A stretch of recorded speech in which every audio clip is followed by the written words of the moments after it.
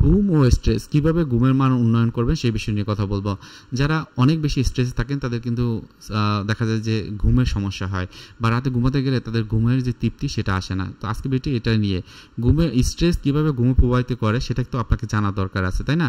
দেখা যায় অতিরিক্ত চিন্তা বা উদ্বেগ হলে মনকে একটা অস্বস্তিকর পরিস্থিতি তৈরি করে, অস্থিরতা, এবং যেটা কি হয় এটাকে মনটা সবসময় অস্থিরতা ব্যস্ত রাখে, এটা কিন্তু সমস্যা তৈরি হয়।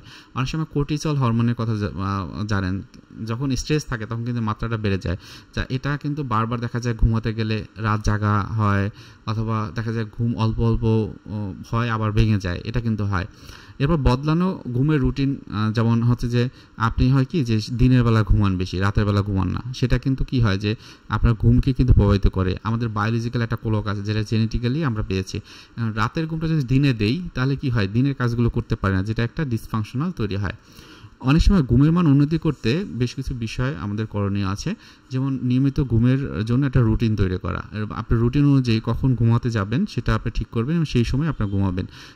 এরপর স্ক্রিন টাইম কমানো, যে আপনি যদি এরকম হয় যে স্ক্রিনের প্রতি একটা অ্যাডিকশন কাজ করে, সেক্ষেত্রে স্ক্রিনটাকে আগে যদি যতটুকু করতেন তার থেকে 2 ঘন্টা আপনি কমাবেন বা 1 ঘন্টা কমাবেন, তারপর 3 ঘন্টা কমাবেন, 4 ঘন্টা কমাবেন, কমাতে কমাতে এভাবে করবেন। এটাকে সিস্টেমেটিক ডিসেন্সিটাইজেশন বলা হয়।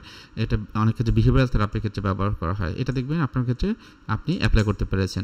রিল্যাক্সেশন এবং মেডিটেশন চর্চা অন্তত 5 থেকে 10 মিনিট করেন, এই নিয়ে অনেকগুলো ভিডিও আমরা কিন্তু ইতিমধ্যে দিয়েছি, সেটা দেখে নেবেন।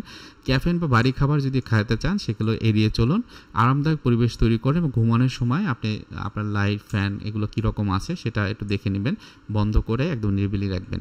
ঘুম ভালো রাখার আরও কিছু বিষয় আছে যেগুলো আপনারা মনে রাখতে পারেন, যেমন ঘুমানোর আগে বই পড়া, গরম পানিতে গোসল করা, আর্টিফিশিয়াল যে লাইট সেগুলো কিন্তু আপনারা কমিয়ে রাখতে পারেন ওই সময়টাতে, অতিরিক্ত লাইট না দিয়ে।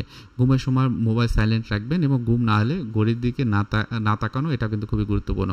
ঘুম ভালো হলে স্ট্রেস কমে যায়, এটা তো জানেন আপনারা। কারণ কি? কারণ ঘুম মস্তিষ্কে যে রিফ্রেশ করে অনেক ক্ষেত্রে, এবং আমাদের যে অনেকখানে হয় না যে অতিরিক্ত আবেগ দ্বারা নিয়ন্ত্রিত হয়, সেটাকে কিন্তু ঘুম কমিয়ে দেয়।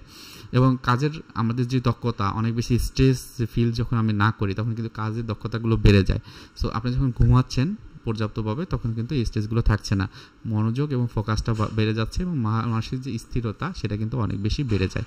তো আশা করি ঘুম নিয়ে আর কোনো এরপর সমস্যা থাকবে না। অবশ্যই এগুলো করার চেষ্টা করেন, দেখবেন আপনার সমস্যা আপনি নিজে নিজে মোকাবেলা করতে পারবেন। তো আজকে ভিডিও এখানে রাখছি। ভালো থাকেন, সুস্থ থাকেন। আসসালামু আলাইকুম।